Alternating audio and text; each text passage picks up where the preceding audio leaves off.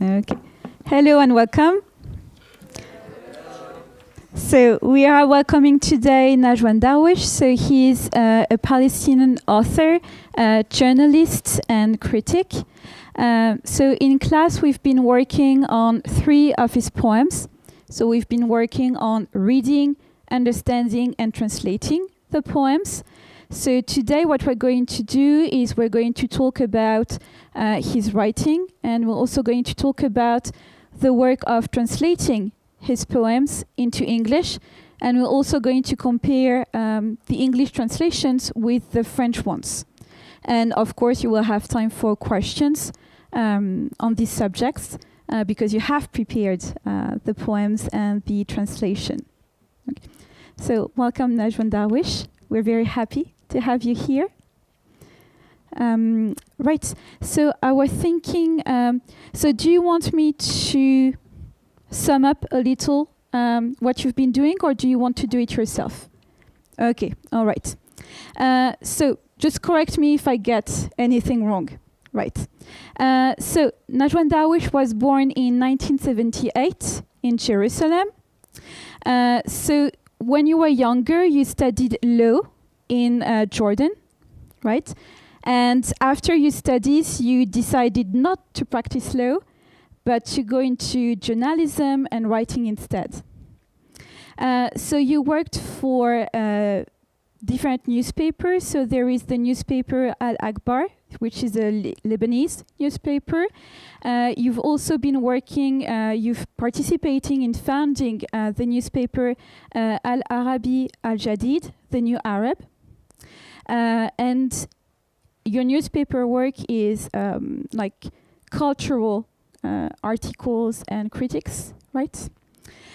So you started, you've also contributed to the organization of the PALFest, so the Palestine Festival of Literature, which was founded in 2008, and whose motto is the power of culture against the culture of power.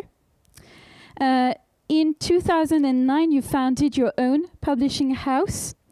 And for the writing, so you started in 2000 with your first poetry collection. And in 2009, you were named as one of the Beirut 39. So the Beirut 39 is a group of writers under 39 years old who were named as the most promising Arab writers of the moment. So you are part of that list. And being part of that list helped with getting international recognition and particularly getting your work translated in many different languages. I think it's around 20 languages now that they've been translated in. And so today we're welcoming you to talk about some of your poems and your writing process and your work with your translators or translator, because you have a particular relationship with your English translator. Do you want to add anything to what I've just said? First, thank you very much for inviting me and for the workshop you are doing with the students, and to everyone in the workshop or not in the workshop. I'm really happy to be with you here today. I don't want to add. If I can delete from the biography, I would delete. You know, we do things in life, and some people like to keep adding achievements. For me, I would be happy if I would manage to delete a lot of the achievements. Oh, which ones would you want to delete if you had to pick? Everything except poetry. Okay, all right. So that's good, because today we're going to talk about nothing but poetry. So I hope it will be okay. Right. So what we're going to do first is, so you've offered to read your poems in Arabic. So what I suggest is that, so Najwan Darwish is going to read his poems, then you're going to read your translation in French, and we're going to discuss, because the work we've been doing has been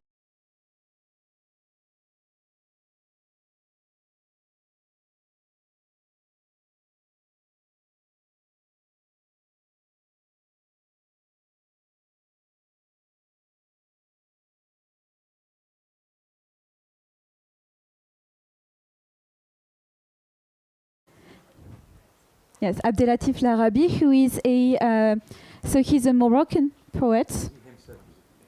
He himself is a great poet Yes. and a great friend as well. Oh, great. So you've communicated with him about the translations, or you know him outside of his translation work? Actually, we are friends something like 25 years now. But he did the whole job himself. He just asked me a few questions about the translation. Okay, great. So we're going to see. So we're going to compare what the students arrived at with what the official French translator published, because there are some notable differences. So I think it's going to be interesting to compare. Right. So I'm going to let you read. So the first poem, Phobia. فوبيا. سيطردونني من المدينة قبل هبوط الليل. يقولون إني لم أدفع لهم فاتورة الهواء ولم أدفع أجرة الضوء. سيطردونني من المدينة قبل حلول المساء. يقولون إني لم أدفع أجرة الشمس ولا مستحقات الغيوم. سيطردونني من المدينة قبل شروق الشمس لأنني أمعنت في مناكفة الليل ولم أرفع مدائحي للنجوم.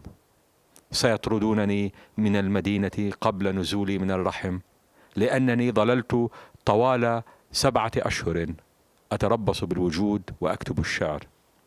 سيطردونني من الوجود لأنني منحاز إلى العدم. وسيطردونني من العدم لأنني على صلة مشبوهة بالوجود. سيطردونني من الوجود والعدم لأنني وليد الصيرورة. سيطردونني. Thank you so much.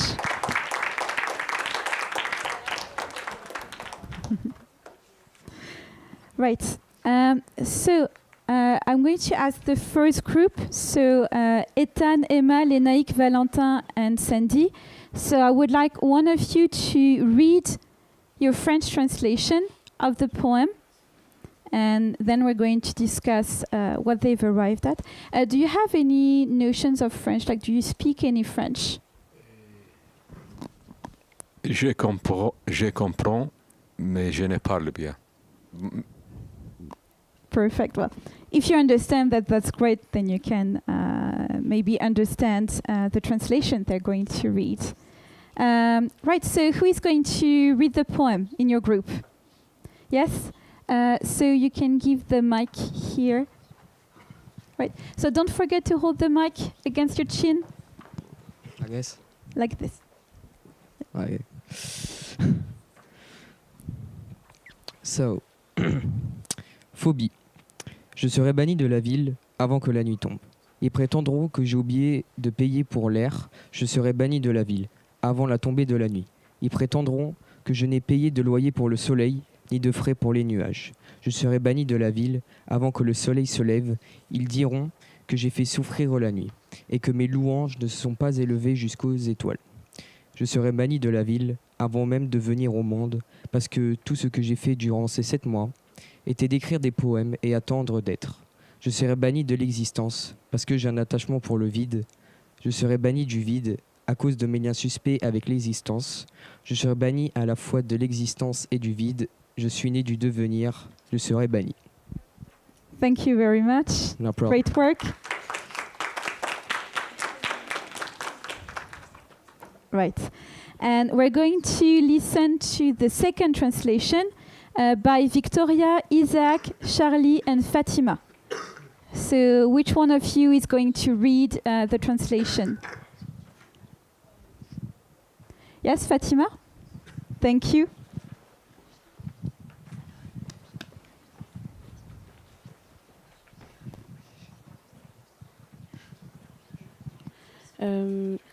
Vous m'entendez? Yeah, just against your chin. Vous m'entendez là? Yeah. Ok. Je serai banni de la ville. Avant la tombée de la nuit, ils prétendront que j'ai négligé de payer pour l'air. Je serai banni de la ville. Avant la tombée de la nuit, ils prétendront je n'ai pas payé de loyer pour le soleil, ni de frais pour les nuages. Je serai banni de la ville. Avant le lever du soleil, ils diront j'ai fait de la peine à la nuit. et j'ai échoué à faire s'élever mes louanges jusqu'aux étoiles. Je serai banni de la ville, même avant de venir au monde, parce que tout ce que j'ai fait pendant 7 mois, c'était écrire des poèmes et attendre d'exister. Je serai banni de l'existence, parce que j'ai un penchant pour le vide. Je serai banni du vide, pour mes liens suspects avec l'existence. Je serai banni des deux, de l'existence et du vide, parce que je suis né du devenir. Je serai banni. Thank you very much. Right. Great job as well. Thank you. Right. So from the students who have worked on this poem, maybe you could talk about what you understood from the poem, and maybe to talk about some of your translating choices. So the mic is, so you have the mic, yes? Right, so we're going to start with the first group. So if one of you could talk about how you interpreted the poem, like what you thought the poem means, or how you felt reading this poem. So which one of you wants to? So Ethan has already done the reading, so he's off the hook for now. So the rest of the group, yes, Lénaïque, thank you very much.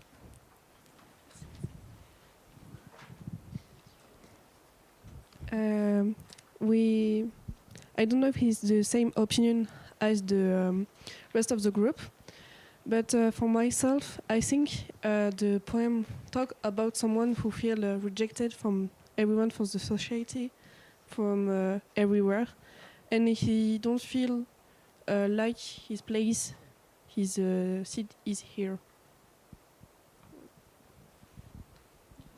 Thank you. So what do you think about what Lénaïque said? Is it what you expect a reader to take away from this poem? Or maybe you don't like to comment on, to share your thoughts about how the poem should be understood? It's the beautiful thing about a poem is that the interpretations, as much as a poem or a piece of art can have different interpretations, that means it's a better piece. The piece with one interpretation, usually it's not a good art.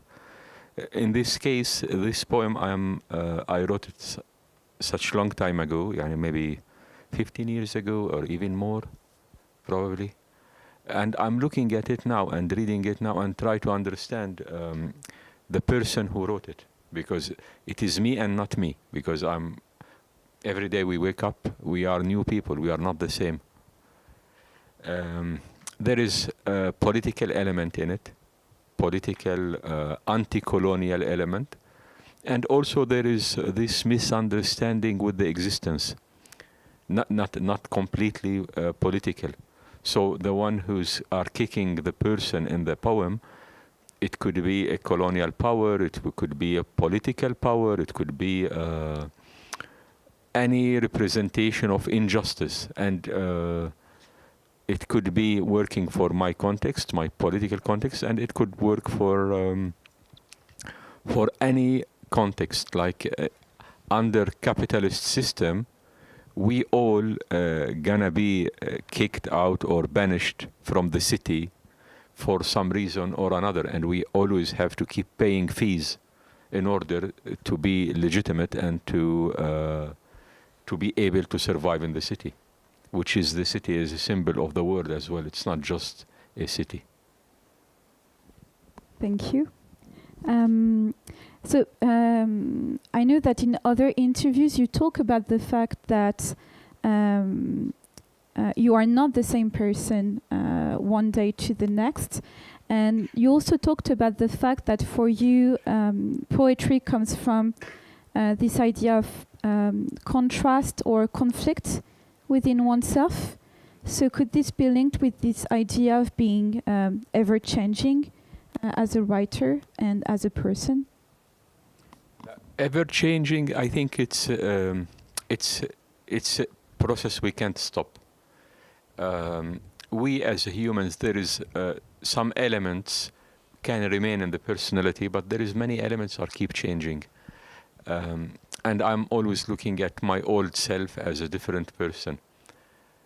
And this old self keep changing, and you would have different old self of yourself. In your age, probably you only would have one.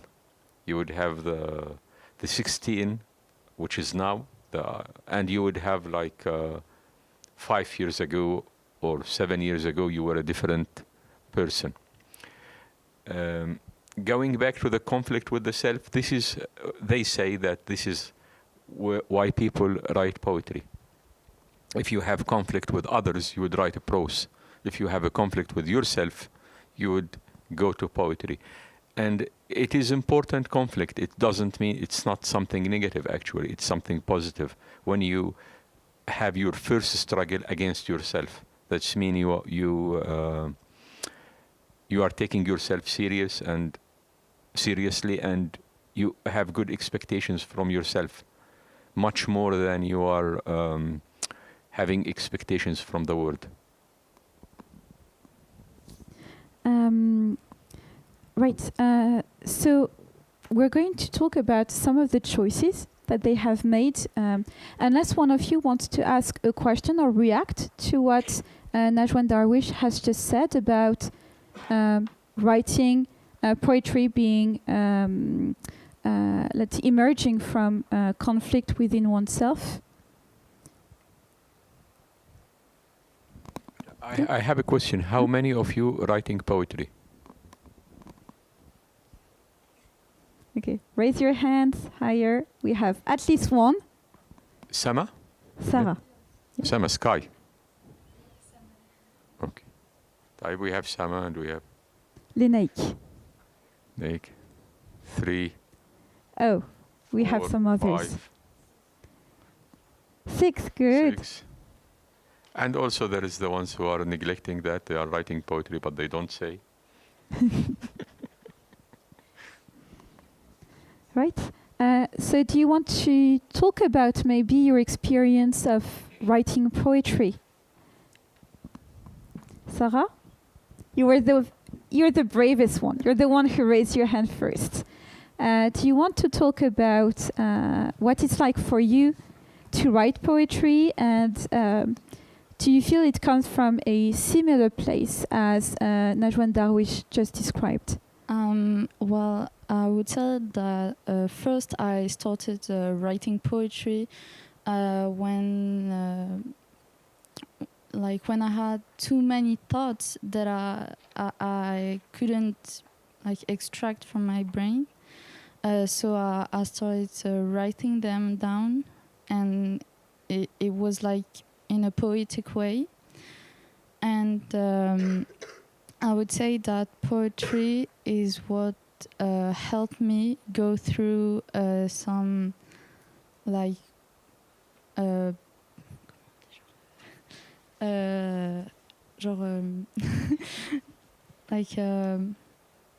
situations, hardships.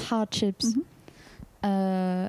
So I would say that writing helps a lot when you have a lot on your mind, and it's like you said, it's beautiful, and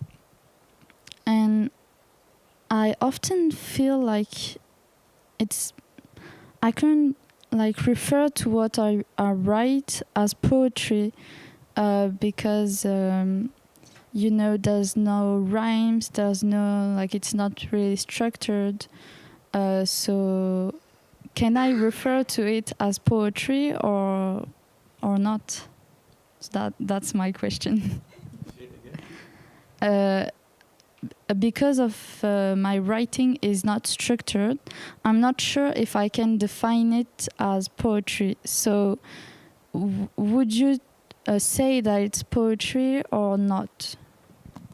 This is a part of the terrorism of education. They always tell you that there is a form, you should follow the form.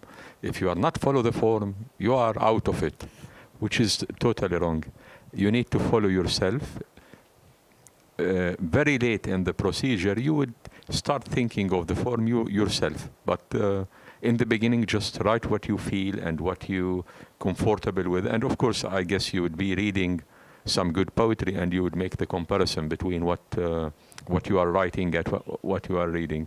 But I think freedom is an important concept when it comes to writing. And would you happen to experience, I'm not sure it's how we say it, blank page syndrome? Oh, writer's block. Yeah, writer's block.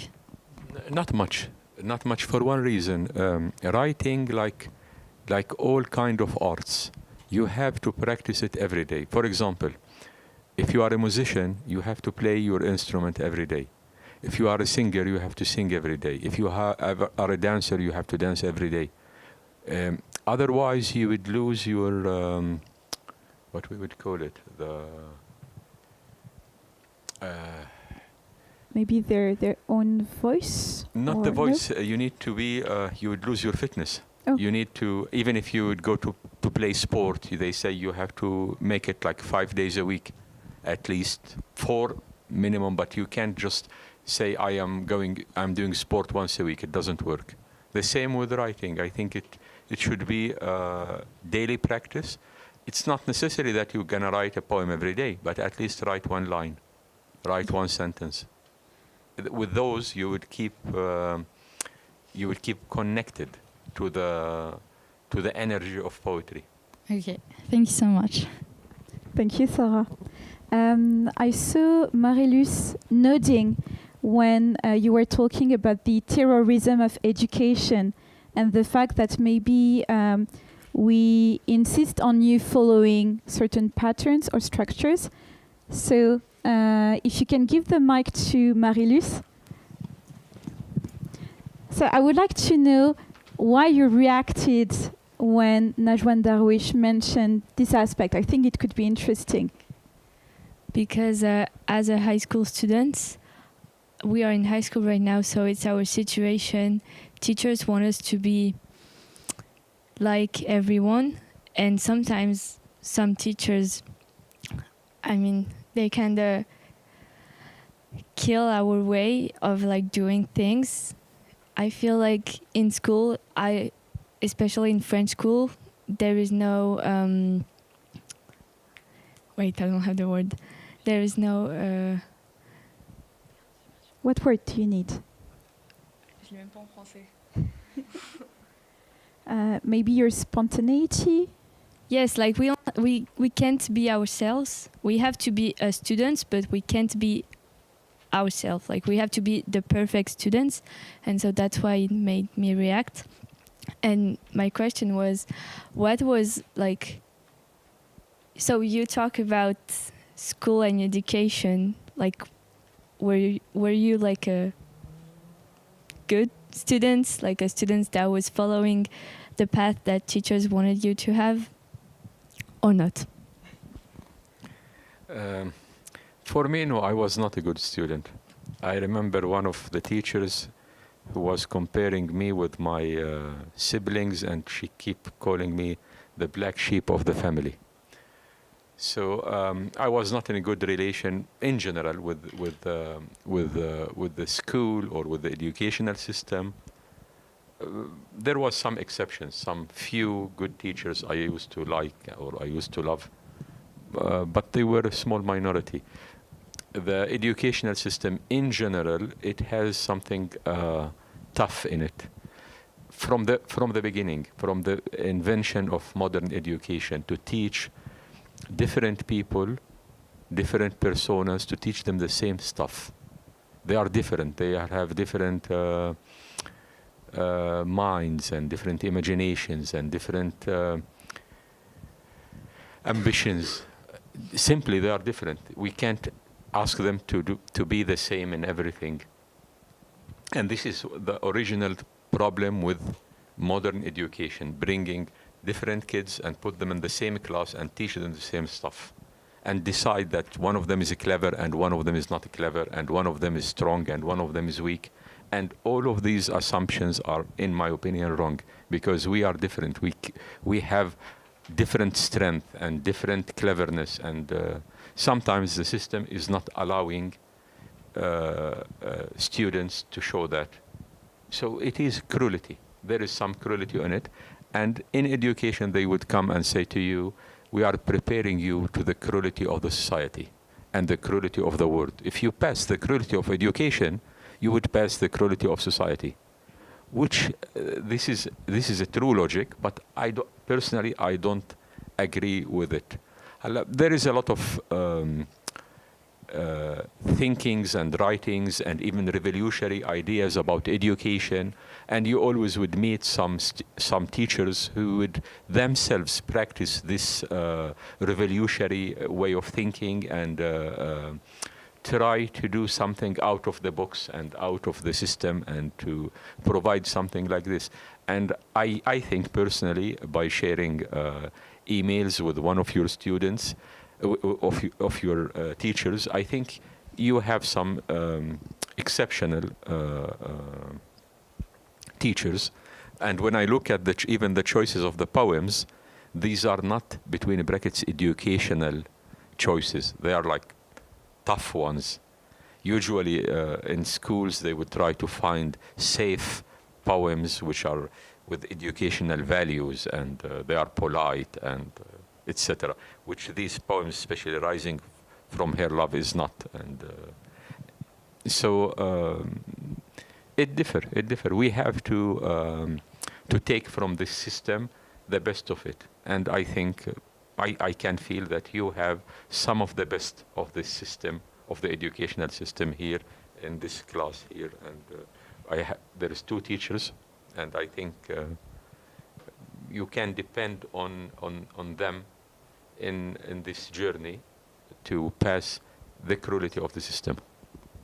Not just the cruelty, also the blindness, because part of the education is to create free imagination, not to make students go in a certain direction without seeing and without feeling. Thank you. All right. Do you have more questions on the subjects? Yes?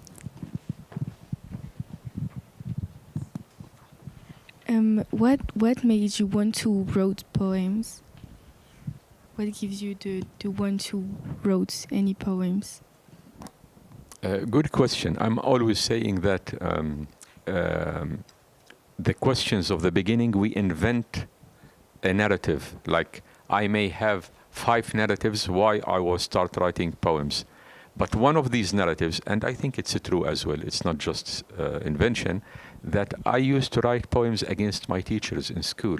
I used to mock them and make fun of them in the poems. So this was one of my first motivation. Any teacher who I don't like, I found him or her like a dictator or like arrogant or not nice or not kind or try to put me down or something like this. I used to write funny poems against them, and my colleagues would share these poems, and we would make a joke of the unpleasant teachers.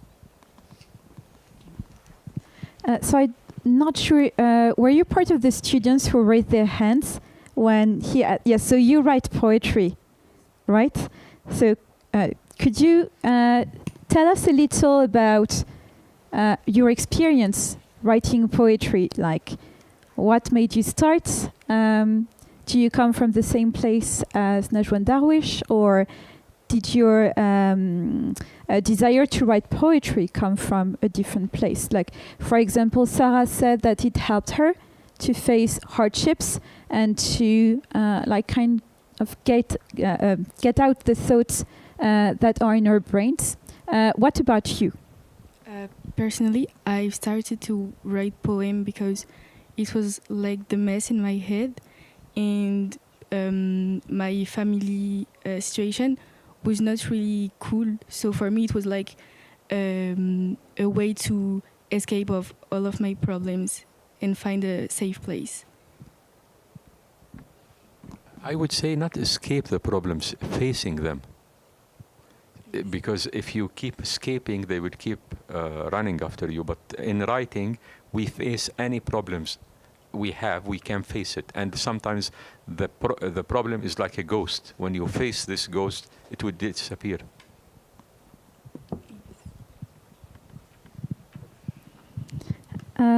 Yes, Sarah, you wanted to add something? Yeah?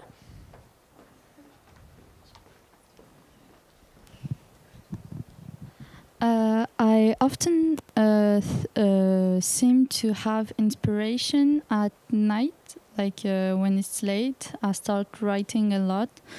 And I was wondering if you had a certain time where you preferred to write, or like where you had more inspiration.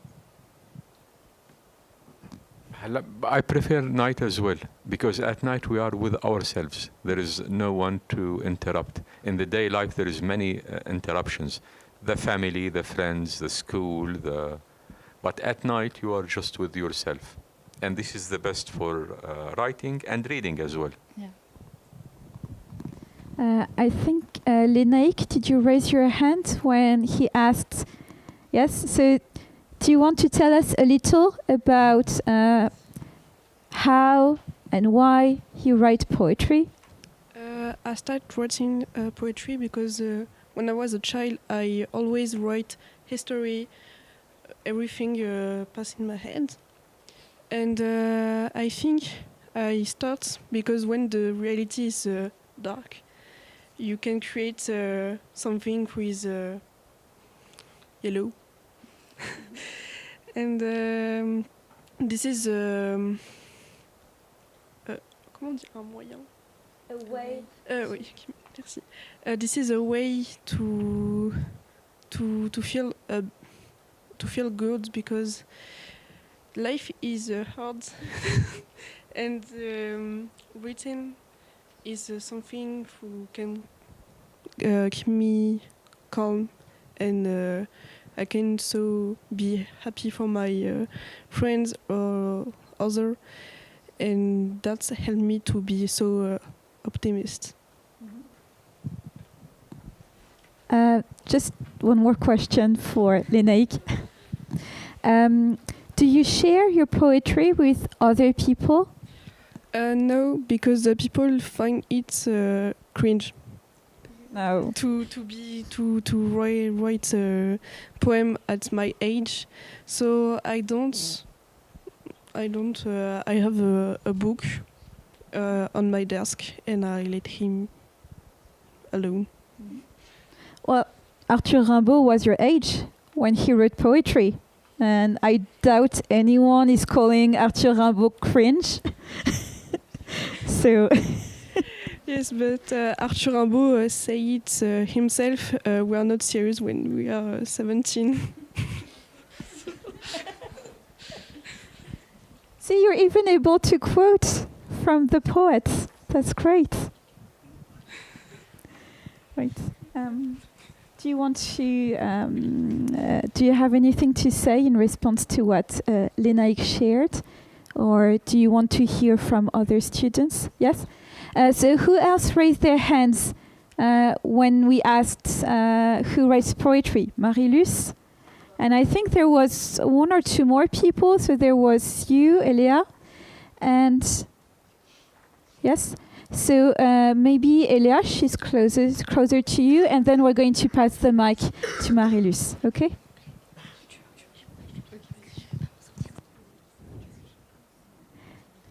Oh, so if you're not, what we can do is we can use one of the students as a translator, or Lisa can do it. Does anyone feel like helping with the translation here?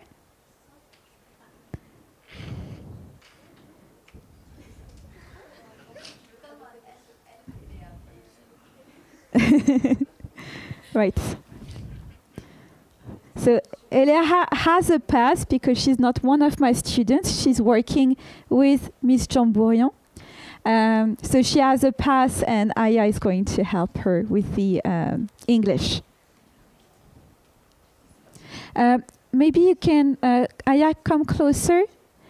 And so you can ask the question in French in the mic, and then Aya can provide the translation.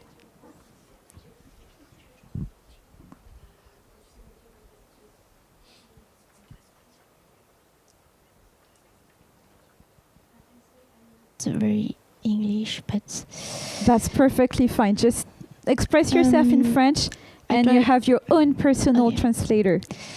J'aimerais savoir pourquoi est-ce que vous avez choisi le procédé de la poésie pour faire entendre votre voix, et est-ce que vous pensez que c'est important que votre écriture dégage des émotions, parce que c'est sorry, dans la confrontation avec soi-même. Right. Donc peut-être d'abord la première partie. Donc tu demandais pourquoi le choix de la poésie pour faire entendre sa voix. She'd like to know why did you choose poetry out of everything to make your voice be heard by everyone? I think it's the most sincere, and also it passes time. Yani, the difference between a poem and article, the article you would publish it, it would disappear after weeks or months. The poem can transcend time. This is one of the beautiful thing about art, that it can pass the time and it can keep reaching people with different, even with different ages and different languages and different cultures. So there is something deep in poetry which you can't find it in anything else. And it is the deepest expression of the human soul, the deepest. When humans want to express their deepest inner self, usually it is art, and in writing, usually it is poetry. Est-ce que tu as compris ou est-ce que tu as besoin qu'Aya t'aide pour la traduction? Alors, donc tu avais levé la main parce que tu écris aussi de la poésie. Et donc la question, comme aux étudiants, c'est comment t'es venue l'envie d'écrire des poèmes? Pourquoi est-ce que tu écris de la poésie? Qu'est-ce que ça te fait ressentir? So I'm just asking her why she's writing poetry, because she said that she writes poetry. So...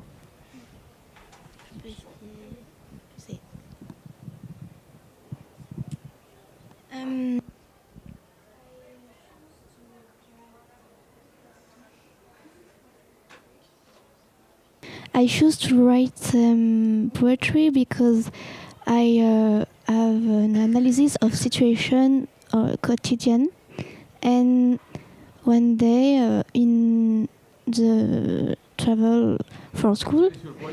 Okay, sorry. And one day for travel for school, I choose to write the observation of life and problematic qui m'entoure. Surrounding. And what did you say, the last word? Surrounding. Oh, so, writing about, yes, the things around you. Yes, okay.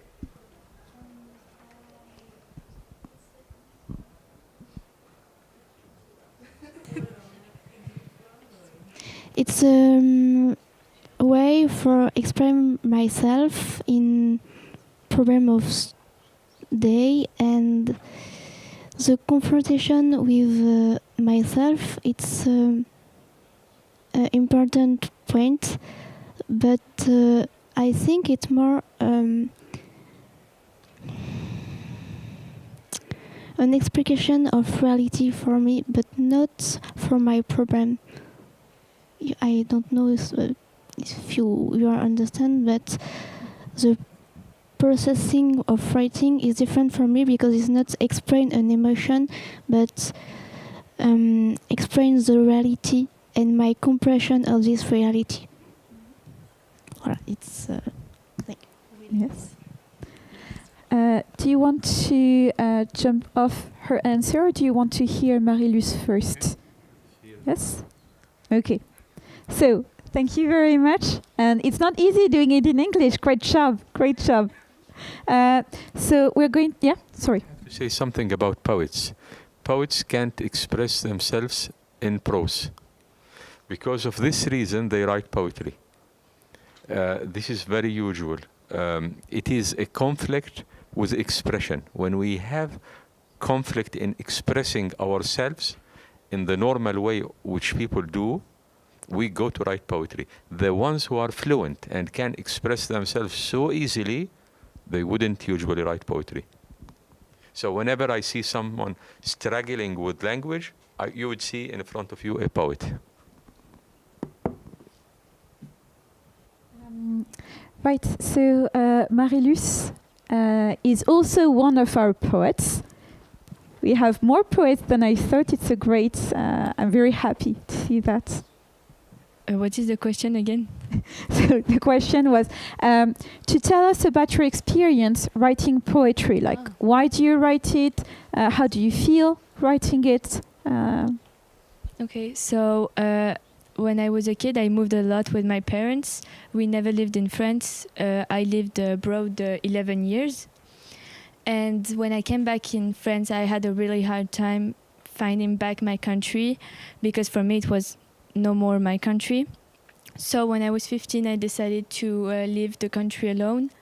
And I did an exchange year. And when I was alone on the other side of the world, I realized how I missed my family, my country, my friends, my food, and everything. And that's when I started, because I felt I was alone. I didn't have my family or none. So I felt... Where you were? So when I was a kid, I lived 4 years in China and 7 in Morocco. And then we came back in France. And then I went in Alaska 1 year by myself. Okay, so when you said that you were on the other side of the world, it wasn't an exaggeration. Oh, no. And so when I was alone, that's when I realized I couldn't express myself, because the people that were around me weren't my family or my friends. I weren't close of them. So it was my way to express my feelings. Wait. Thank you. I think we've asked all the poets in the class. No, there was. I knew there was one more. I knew it.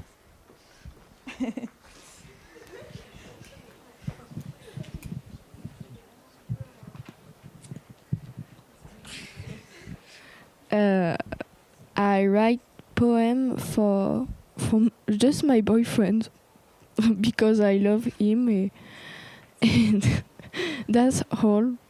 I just love. Voilà. You say just love, but I think love in itself is not just a thing. It's a pretty... Yeah, but love is very... That's complicated, I think, because sometimes it's sad, sometimes it's happiness. So do you write him poems only when you're happy, or do you also share poems with him when you're not feeling as happy, when you're feeling sad, maybe when you're missing him, or when you're feeling other things? When I don't I write poem when I'm sad, very sad, and ouais. Je sais pas comment expliquer. Je sais pas les mots en fait.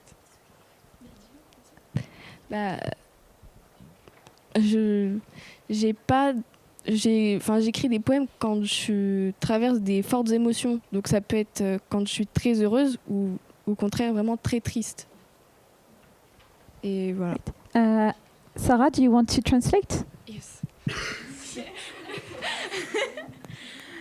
So she said she writes poems when she feels like strong emotions. So when she's really happy or when she's like really sad. So that's basically it. if you want to add anything, you can. You have your own personal interpret, so you can use her. I don't have a... Oh. Oh, that I have nothing to say more. Okay, right.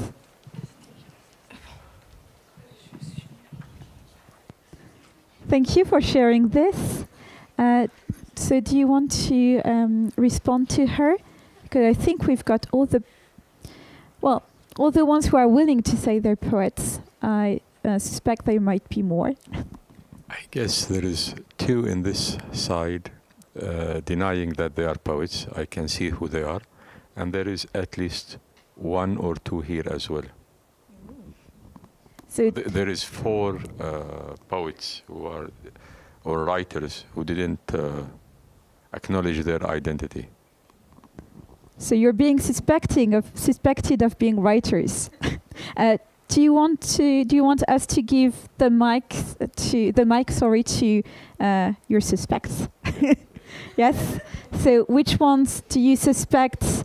I would point the corner, like that corner, Mm-hmm. that corner, Yeah. that triangle. There is one. So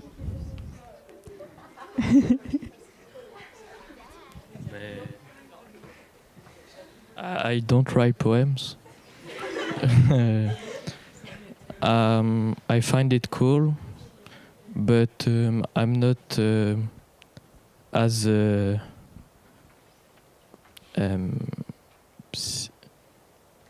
psycho. I'm not enough smart, I think, to write poems because it's required a lot of knowledge, and yeah, that's it. But I like what you're doing, and I like when someone's doing what she's love. Voilà. So you said you don't write because you don't feel smart enough, but do you feel the desire to write? No. How you express yourself? I don't. You don't. Yeah. I keep my feeling inside of me.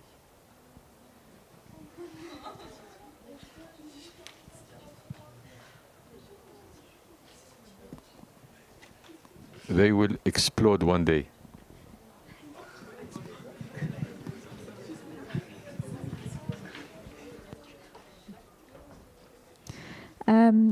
Do you want to ask more questions on this side, or do you want us to pass the mic on this side? The one who was accusing, pointing her finger.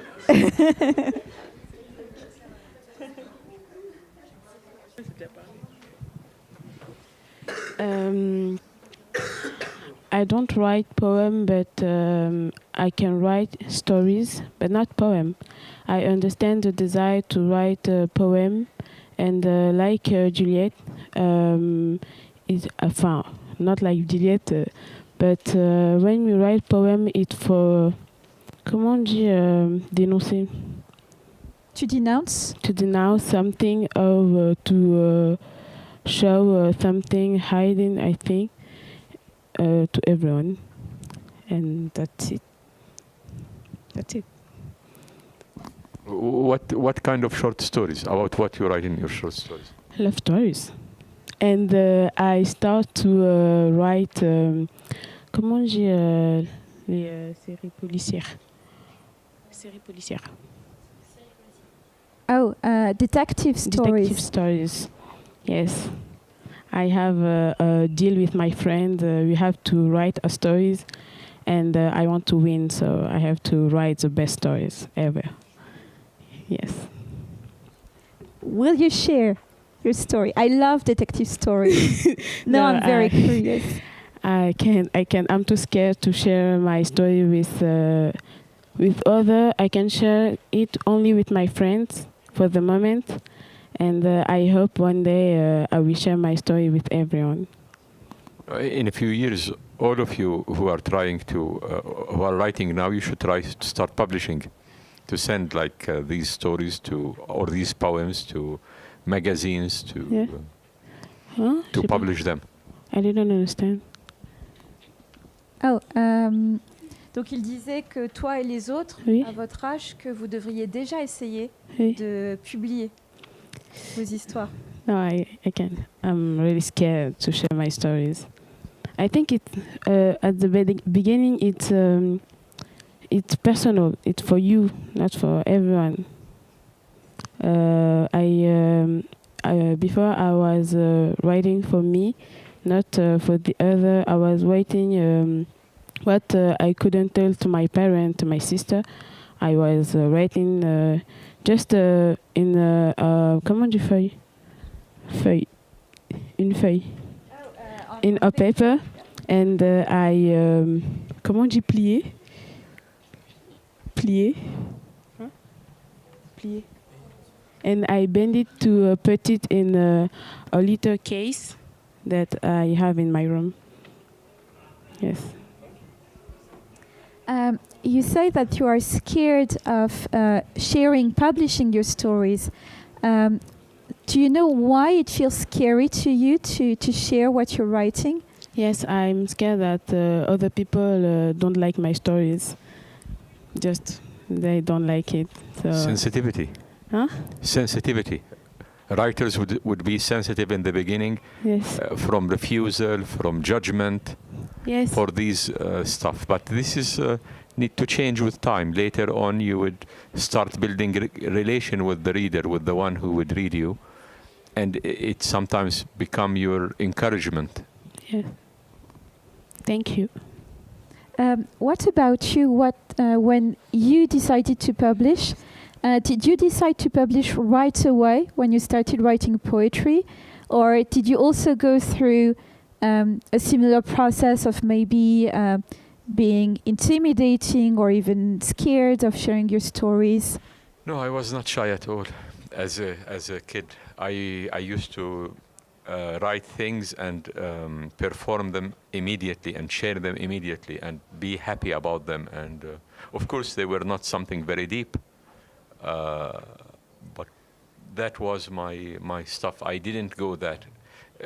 Otherwise, the society or the school, or they easily can disencourage you because they wouldn't be sensitive enough. One comment, one bad comment may disencourage someone to continue writing or continue doing something they love. But I think we need to be brave and not care much of what others would say or what's their impression. Sarah raised her hand. So did you want to say something in relation to what Fatima was saying, or maybe Juliette? Yeah.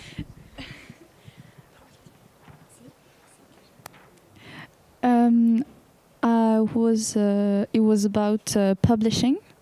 For me, I wouldn't publish my poems because they're like really, like they're my thoughts, so it's personal. But I would publish the book I'm writing, and I actually have the idea of publishing it next summer, if possible. But it's only an idea. It's not done yet. What kind of book? It's like a slice of life about a girl who is asthmatic and who is gonna discover that her dad, which is dead, who is dead because of an asthma attack, is maybe not really dead by because of an asthma attack, but because of maybe something else. So it's like it begins like a slice of life and becomes a detective history, like kinda.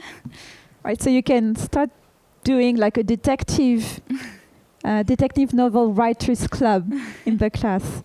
Yeah. So next summer maybe. You have to keep us posted, okay? So maybe next time you will be the one that we will be interviewing as an author. I'm at chapter 9 right now. You are on? On chapter 9. And I want to do like maybe 20 or 25 chapters. So It is a novel. yeah. Right. So there were a few more suspects on this side These here. three, one of them is definitely. And at the top, on the top rank. So in the corner there, one of these three at the top.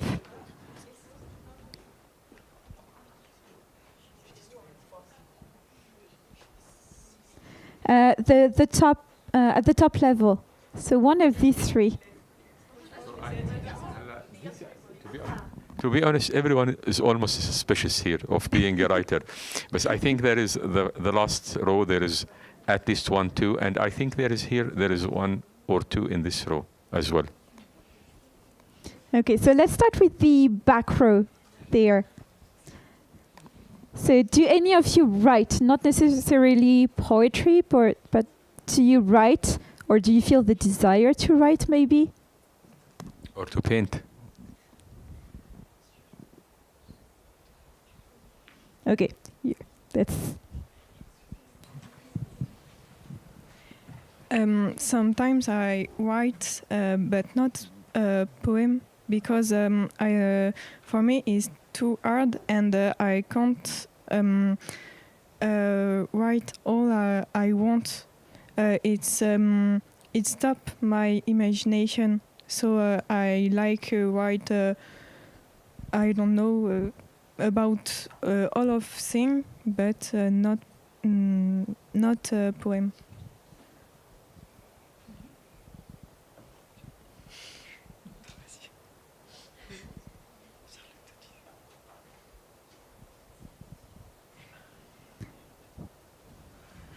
No, so maybe the row in front of you.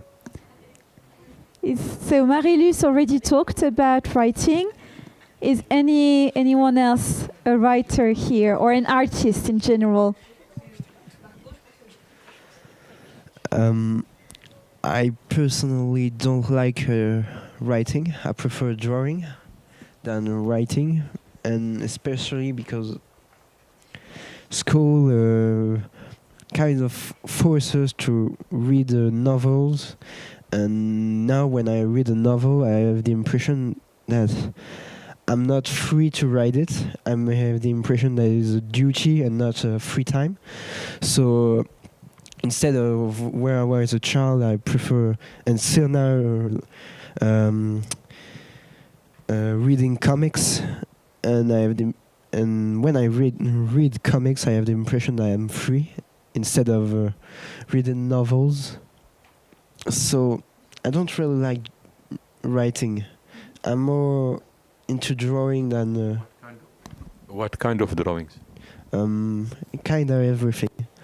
Animals, people, superheroes, in the mainstream culture, since I'm in the new generation.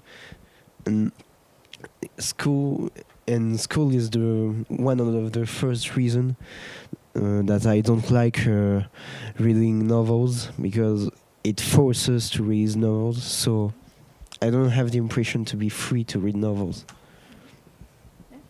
It's been my experience, especially when I was like preparing the exam to become a teacher. I had to do a lot of reading over 2 years to prepare, and after I got the exam, I couldn't read for a year or a year and a half, because all the reading I was doing the previous 2 years was it was an obligation. So I kind of lost this sense of pleasure when you read. It came back, thankfully. Now I read for pleasure.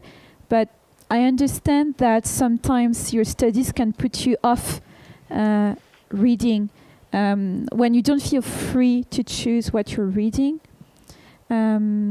Did you like, did it start with middle school, high school? Like when you were younger, did you feel freer to read what you wanted?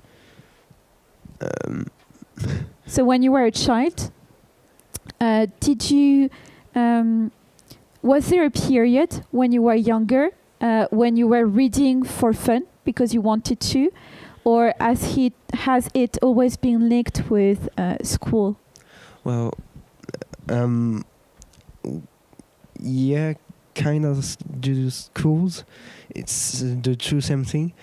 Because when I was a child, I only read comics, but when there were books, it were with small image, not really real novels.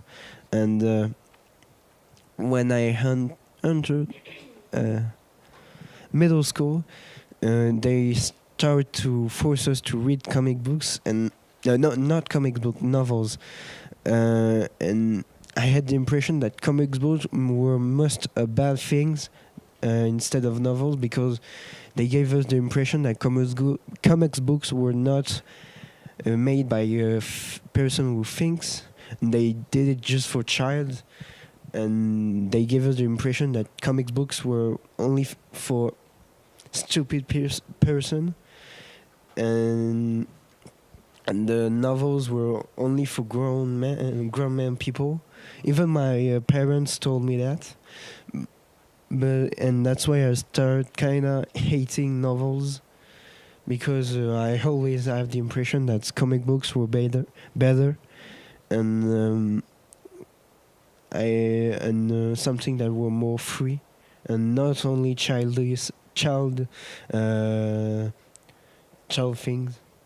child occupation. So that's why I prefer comic books. Right, so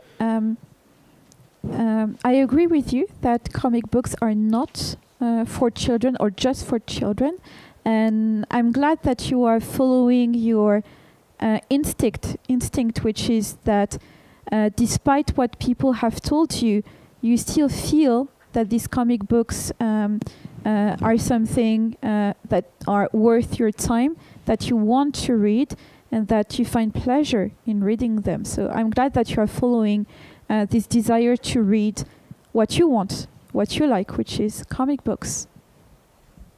Thank you.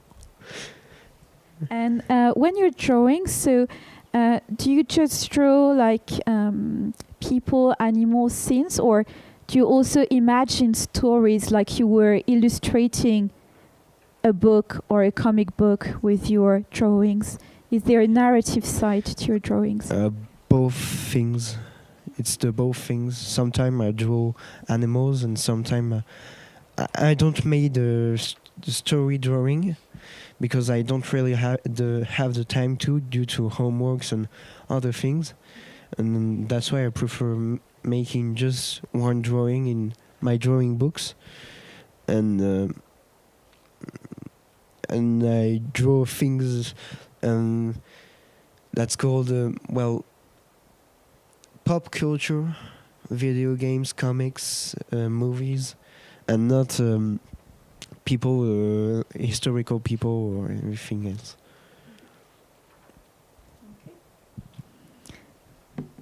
Do you want to say anything to Valentin with what he shared, or? He mentioned very important issue, which is how sometimes education or system or school would bring side effects. When something become a homework, we would stop loving it.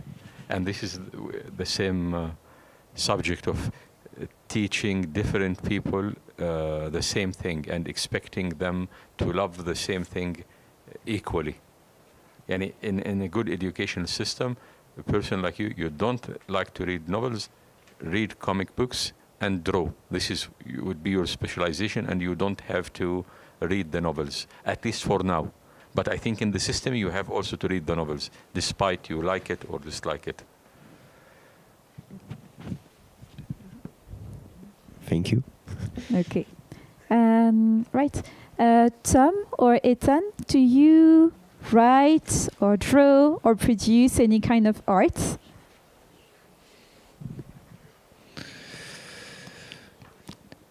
Yes. You held us in suspense for a minute there. So I do not write poems, but I do write some stories. It's stories that come into my mind sometimes. Sometimes it's how can I say it? From my dreams, my real dreams, when I dream at night, and sometimes it's something that happens in my life, and I want to create some stories about it, and create some characters that are conforms to their ideals and myth also. Thank you. So Najwan Darwish was right. There are more writers than people who raise their hands in the group. Ethan, are you also guilty?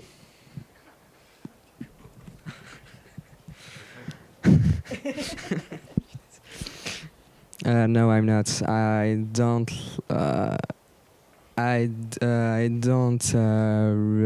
write poems or anything like that because, like Valentin said, for me it's read novels. It's a bit boring because after that we had a test and we did the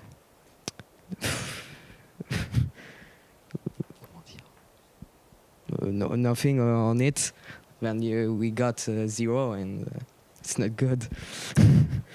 But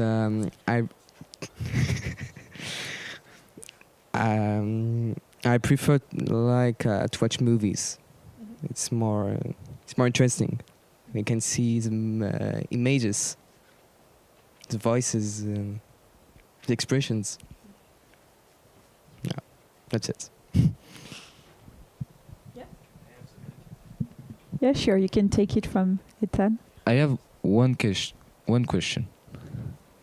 How did you manage to know that we were all suspect? Oh. The first thing of being a writer or being a human is to be able to see. You look, most of things are obvious. You just need to see. Most people do look and they don't see. So it is something I can see. You can see the kind of person in front of you. You can see, when you were in the beginning denying, I mentioned the word that drawing, painting. Because I think such things are clear in the kind of body language, on how the way people look, how they express their interest or boredom. This would, you can get out something of it.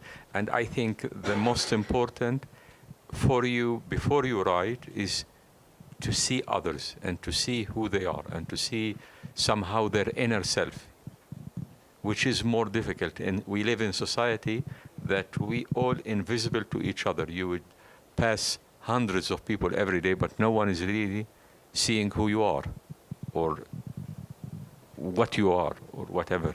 So I'm obsessed of that. I'm even in the train, I would be looking at people and say, okay, and try to know who they are, where they are going, what they are doing in their life, why this girl is sleeping in the train and she's not awake, what she was doing last night, so she's sleeping in the day here, etc. And I think this is also part of the meeting. We as humans, when we meet, we have to meet. We have to know each other, not by social details, which are the least important, but who we really are. I think this is why people meet. Otherwise, it would become a kind of like a professional meeting, or educational meeting, which doesn't mean a lot. In my writing life, I do a lot of meetings. The other day, I was receiving an email from a prison in Scotland. I was visiting a prison in Scotland, and when I arrived to meet the prisoners, I found out that it is what they call it, the highest criminal records. And some of them, they were different ages, and some of them were young. And it took me time to reach the prison. It was outside of the city in Scotland. And the other day, I was receiving an email from the prison, from the management of the prison, saying that the prisoners were still remembering the meeting, send you greetings, and blah, blah, blah. But in the same time, I was keen to know who they are and what brought them to that place. And I found out with the minimum conversation, why everyone is there. Even some of them were talkative, and they mentioned why they were there. So those were real crimes. But as you know, very few criminals would go to these prisons. A lot of criminals are free in the society, and they have even big and prestigious positions. So your crimes is beautiful. You are writing and drawing and thinking of this world we are living in. How I'm noticing that each of you is finding out that the cruelty of life in such an age, when you are 16 or 17 and you start finding that. This is, I think, too much. But finding out that and defining that is the beginning of defeating this cruelty and taking your life choices, the ones you want and the ones you prefer, and not to allow to any cruelty to enter to your inner self. And thank you, really, I'm happy being with you here. It's a lot of inspiration listening to all of you. You're welcome. Right, Sarah has just raised her hand. Can you just wait until we give you the mic so everyone can? I have a question about the poem In the Colony, but we haven't read it yet. So do you want? So we've read Phobia. So if you want, we could. So you could read In the Colony, or you can do it because she read us the poem in Arabic, and it was a lovely reading. So maybe if you could read the poem for everyone and read the French translation that you did in class. Okay. Just to let you know, I'm not sure about the harakat, like the shikl. It's the little accents. في المستعمرة. كيف ننفق أعمارنا في المستعمرة؟ كلما ألمحه حولي بلوكات من الإسمنت وغربان عطشانة. الحرية تمثال طيني يتشقق تحت الشمس الساحل، والأغاني لا تعرف. أفضل شيء لا تعرف المنتظرة في الزواق أن صغيرها ميت في غرفة العناية الفائقة. ماذا نفعل في بلادنا التي أصبحت مستعمرة؟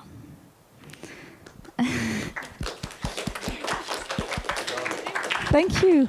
Beautiful Arabic, beautiful reading. Thank you.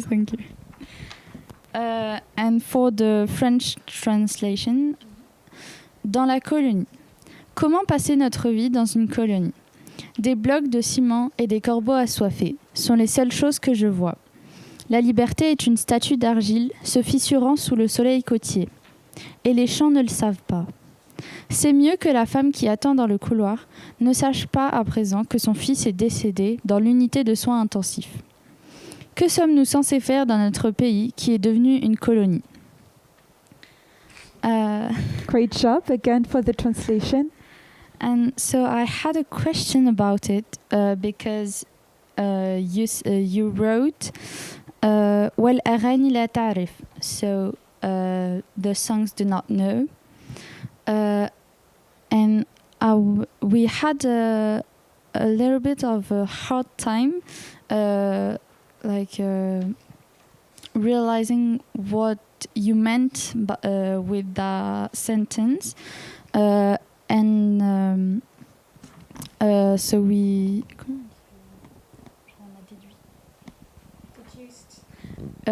deduced that it meant so that the songs, the أغاني, meant the joy, the festiveness, and everything. But is it that do you reckon that it's what you meant to say when you wrote it? I have to say that you are very close from that. The songs which doesn't know, that's mean the ideal. The songs for me represent the ideal world we want to have, but the reality is so cruel. So this kind of gap between what we desire, what we want, and what is the reality. So the poem is about tough reality. It's in the colony. It's about Palestine, which is becoming a colony, and we are like hostages inside our own place. And the reality is tough, and the mother should not know what's happening in the intensive care unit, whereas the son she's waiting is not anymore alive. It's a very dark poem. But sometimes it happens like this. Thank you. I would have another question about the translation, because so the students translated, it's bad that the woman does not know that her child is dead. So you translated, Sarah's group, you used the word son fils for her child, so her son. And the other group, so Juliette, Selena, Sarah, Paul, and Malone, can you tell me? Sorry. Roxane, Marie-Luce, Charlotte, Garance, and Margot. Can you just remind us, how did you translate the line, it's best that the woman waiting in the hall not know, etc., etc.? Yeah. Oh. C'est mieux que la femme attendant dans le hall ne sache pas que son enfant est maintenant mort. Okay. So the question was, so they chose her son, her child, and in the published French translation, we have the word qu'elle ne sache pas que son petit est mort. And in French, yes. So you just need the mic. So they made it a son here. In the Abdel Latif Al-La'bi translation, le petit, yes. And here fille. Yes. And what they did? Son enfant, her child. So without gender. Yes. Okay. So in the English version, it's written her child. So they stayed close to that translation. In their group, they chose her son. And Abdelatif, no, I'm sorry. I'm very sorry. Yes, thank you. And he chose the words son petit. So yes, Sarah, you wanted to. As you were saying it, I was looking at the Arabic version, and the Abdelatif La'bi is right because obviously he's right, but because when you look at the Arabic version, it's written صغيرها, and صغيرها means le petit, so the small one, kinda, and we put it as son fils, so her son, because صغيرها is like the masculine version of the word, and if it was a girl, it would have been صغيرتها. right? So that's why we put son fils, but yeah, it would have been le petit. This is the question of accuracy, but there is another question which is the poetic.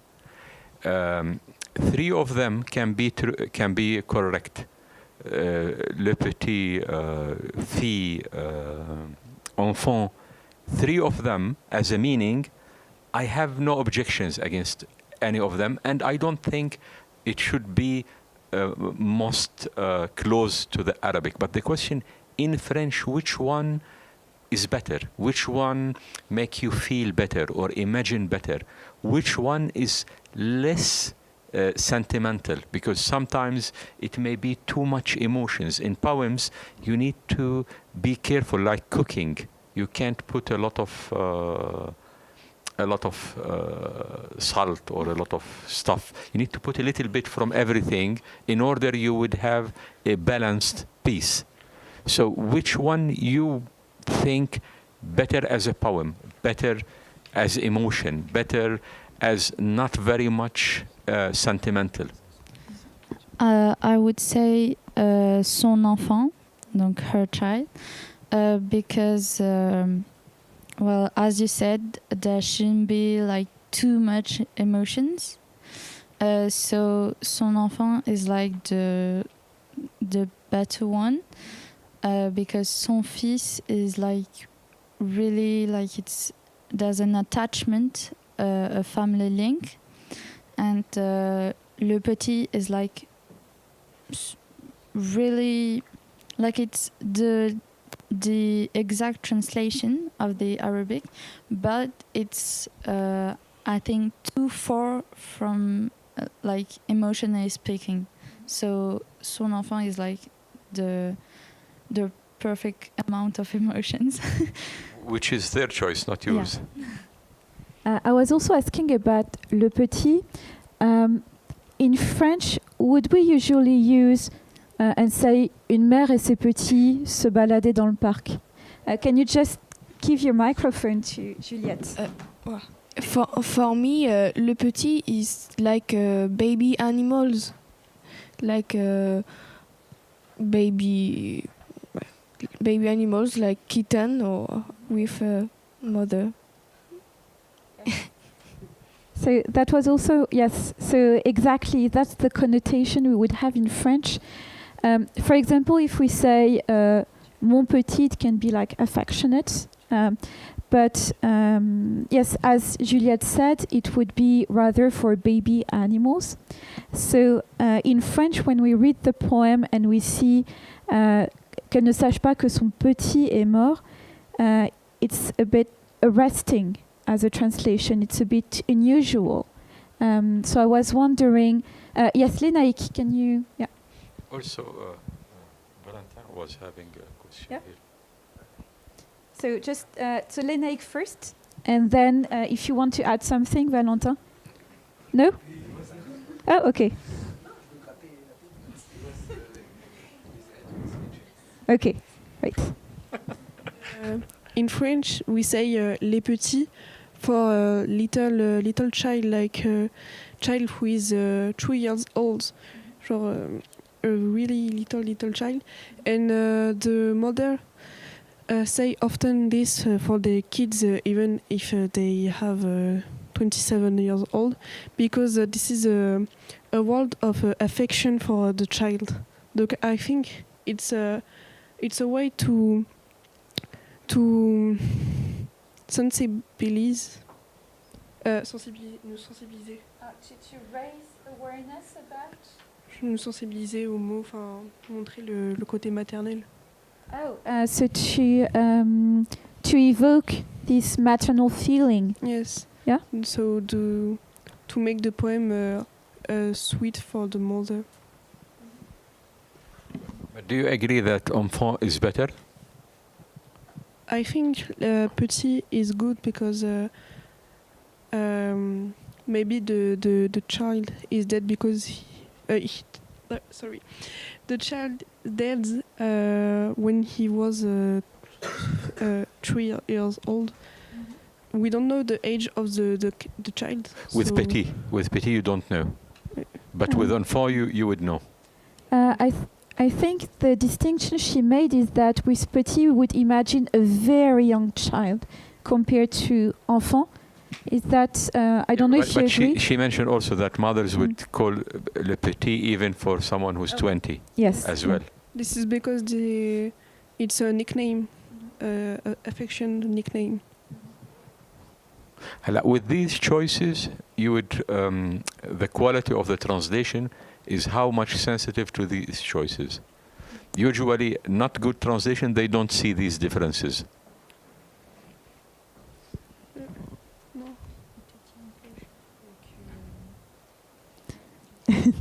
Yeah. So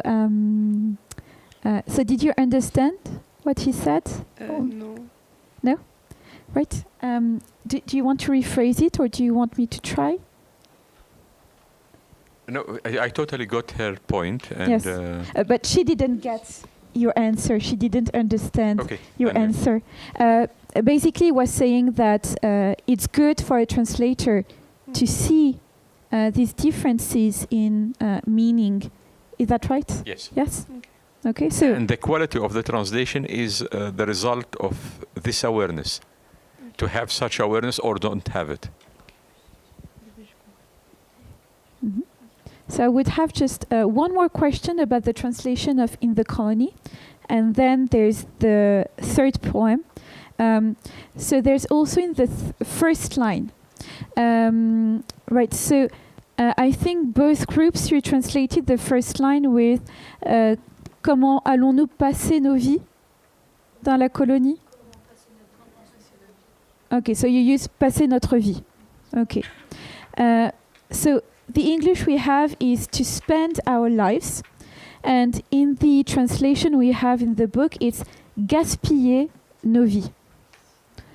So can someone maybe try and explain, because the verb to spend in English can mean both passer ou dépenser ou gaspiller. So could someone explain to Najwan Darwish the difference between the word you used, passer notre temps, and the word that was used in the published translation, which is comment allons-nous gaspiller nos vies?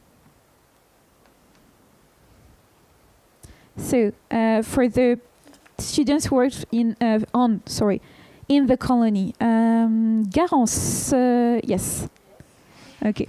Yes, so can you give the mic to Garance? She's in the top row there. Right. Right, so can you explain the difference between what the two groups chose, passer nos vies or passer notre temps, and what we have in the published translation, which is gaspiller nos vies? I now have an idea for this difference. So you don't see any difference when you say je vais passer mon mercredi après-midi dehors et je vais gaspiller mon mercredi après-midi dehors? If you want to help, just you can give her the mic if she wants to help. Yeah. But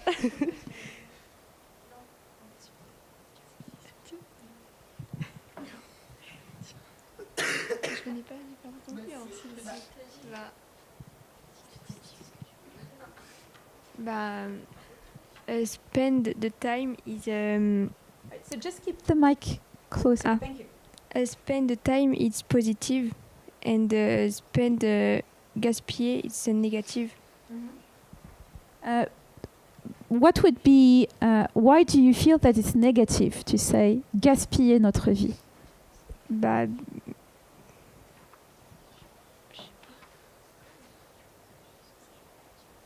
Or if you want to explain in French and we can help with the translation. Mais j'ai pas d'idée en français en fait. Alors, tu disais que c'était négatif. Pourquoi est-ce que gaspiller son temps ou gaspiller sa vie, ça te semble négatif de dire ça comme ça? C'est parce que c'est un synonyme de jeter. Mm-hmm. Yes. Right, so there is raised hands here and here. So who wants to go first? Okay, so Victoria first. For me, when you use gaspiller, it's because there is no pleasure while doing the things. So when you say gaspiller son temps dans la commune, c'est for me it's like you don't like it. You don't want to be here and you don't want to spend time in this colony. Yes, do you want to add something? Oh, so you need to speak louder because they didn't hear on this side. I said that for me, when you use the word gaspiller, it's because you don't like it. You don't have any pleasure while doing it. And it's just like you have to do it without wanting to do it. Is that what you wanted to say? Do you want to add anything else? Yes? Okay. So what do you think about this choice of translation? This is very precise. I chose the word here as to be negative. Something we spent from, as if they are something like would be spent soon. You have the feeling that it's become temporary and not a real living.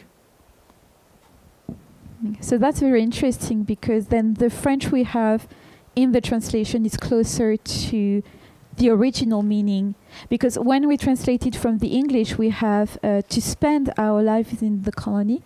And so there's not, or at least when we worked on the translation, no one felt like a negative connotation with the English spent. But the English, the word spend, also negative, I guess. Yep. Spend our lives in the colony.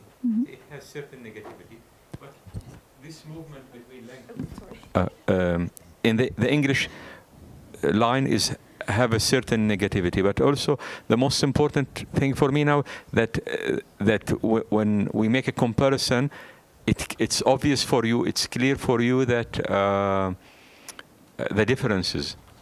And I think this is the sense of being a translator. So I think in this class we have a lot of translators. If any of you want to continue in that, I think many of you have the sense just to find out these differences is not very common. Even sometimes professional translators, they don't see them well, and they make what we call it a flat translation. Okay. So I suggest that we just read the third poem. So the third one is Rising from Her Love. So if you would like to do the reading in Arabic, and then we have two translations of the poem. And there's also an interesting difference here in the translation that was chosen for the publication. أنهض من حبها أنهض من حبها كمن يقوم بعد أن دعسته شاحنة وها هو ينظر إليها وهي تبتعد متحللة من عبء دمه. واو، كانت شاحنة بحق وبإمكانها أن تفتك ب100 رجل دفعة واحدة. إنه مندهش من جسارته كيف قتل ونهض وبروع هادئ.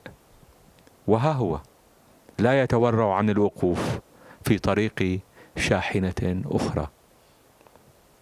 Thank you.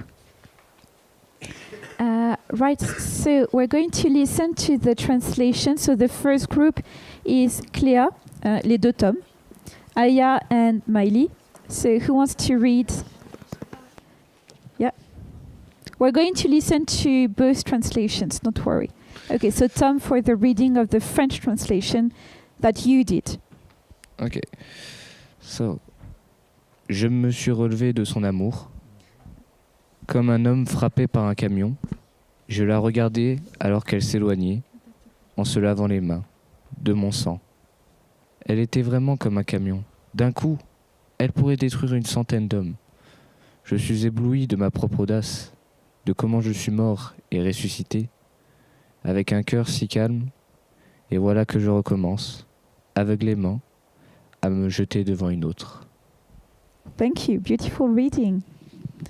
And the other group prepared the translation too. So Chloé, Kylian, Lucie, Colin, Giovanna. So who wants to read the translation? Yes. So because for each poem, there were two groups working on the same poem to see the differences in their choices. Okay, we're listening. Je me relève de son amour, comme un homme heurté par un camion. Je la regarde s'éloigner, se libérer d'elle-même, de mon sang. Elle est un camion. D'un coup, elle pourrait briser une centaine d'hommes. Je suis stupéfait par mon audace, par ma mort et ma renaissance, avec un cœur si calme. Et voilà, je recommence. Imprudemment, je me jette devant quelqu'un d'autre. Thank you. Right. So one of the differences that we noticed in class when we were discussing the translations was the translation of the line, I'm amazed at my daring, at how I died and rose again. So one group translated, can you just reread the line, how I died and rose again? Je suis mort et ressuscité. And your group? Par ma mort et ma renaissance. Par ma mort et ma renaissance. And here in the so Larbis translated with comment s'est-il relevé après avoir été tué? And we have another line in between. So we discussed the difference between renaissance and resurrection. Because you have the mic, so you chose renaissance for the translation in your group, yes? So why did you choose renaissance for, in English we have I died and rose, and you translated to rise again with renaissance. So what image does it give in French? Why did you choose renaissance in your group?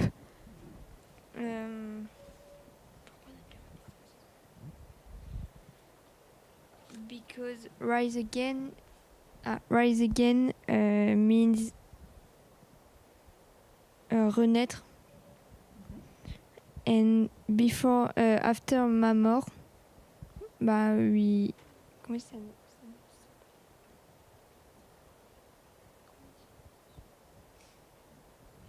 Ça nous semblait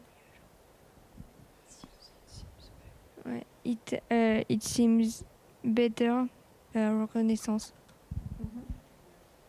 So you can also explain in French if it's too difficult in English. But so why did the verb before, so the verb to die, inspire you to choose renaissance? So what's the link for you between the two verbs that you chose? You can explain in French if you want.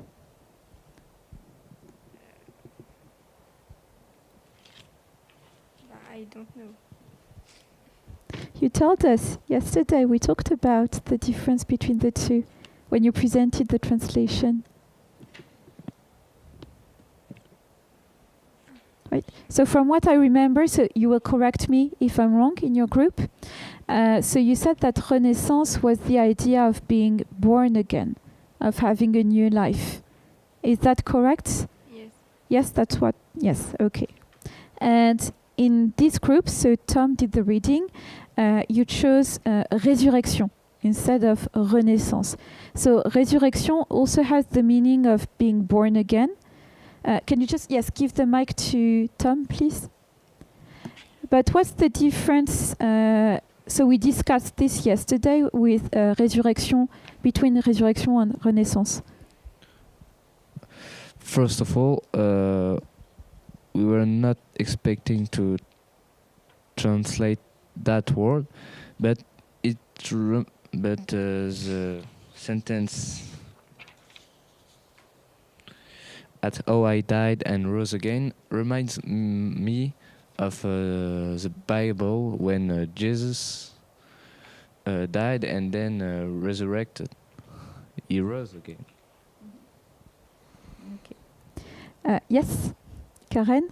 So, if you could give the mic to Ms. Chambourian. I have a question for the both groups because I don't understand why you choose rebirth and resurrection, which is very religious terms. And in the English version I discovered, I don't see that. So I did and rose again, but why this choice?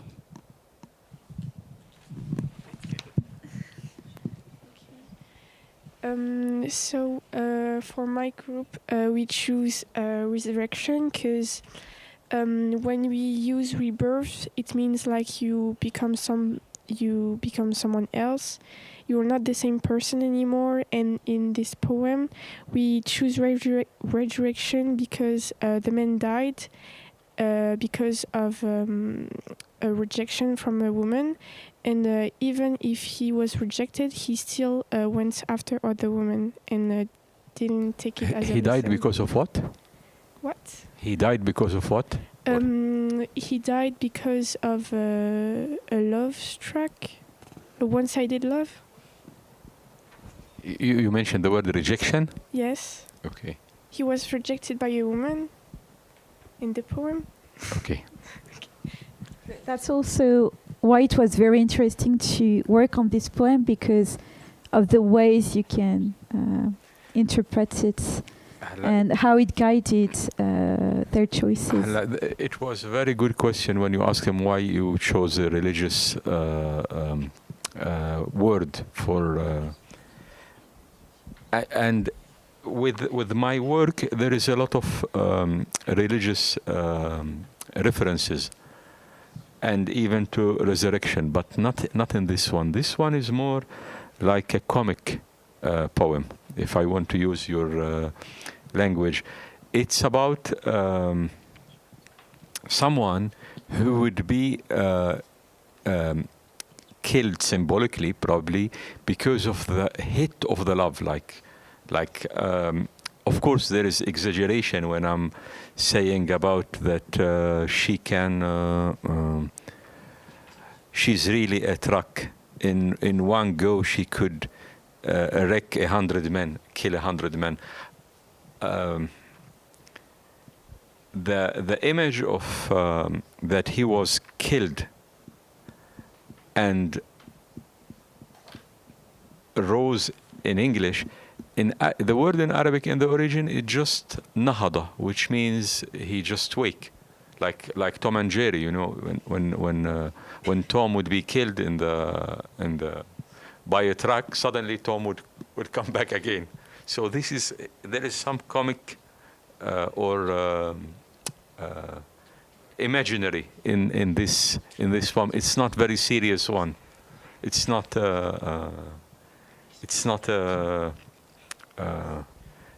dramatic. Someone is facing the drama and astonished from himself how he can go in such a tough drama with such a comic attitude. So that's interesting, because the comic aspect was not something that any of the groups really felt. But it would be interesting, keeping this in mind, to maybe rework the translation to try and get more of that humor in the translation. No, it is, but probably because the rest of the poems were not, they were more serious. Yeah.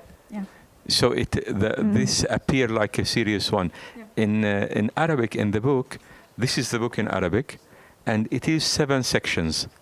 And the poems which they are somehow based on irony and comic and mocking, they are in one section. So when you read the section, you wouldn't miss them with the more serious attitude poems, if this expression is accurate. Yes, because so in the French translation is in an anthology of poetry from Palestine. So yes. No, it is in that book, which is anthology of my work. Yes. Okay. Yeah. Oh, all right. So yeah. So I got the translation from the other books, but it's also in this one. Yes. So that misled me. I'm sorry. Right. So I'm so sorry to say that we are coming to a close. It's almost 5. Right. So I would like to extend a very warm thank you to Najwan Darwish for your input.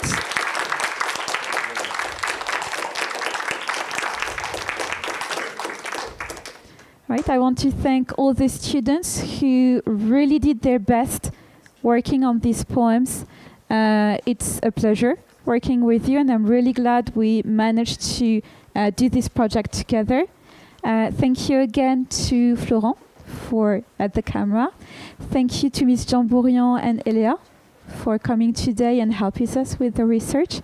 I will leave the parting words to you.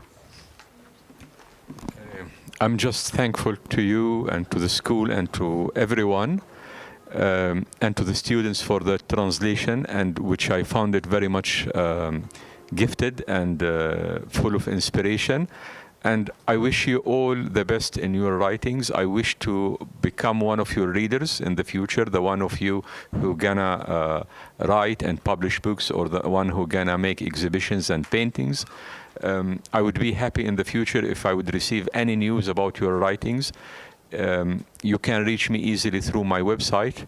Just put my name on Google, you would get my website, and my email is published there. So I would be happy to receive your good news about your coming books and writings and paintings, etc. And all my good wishes to you all.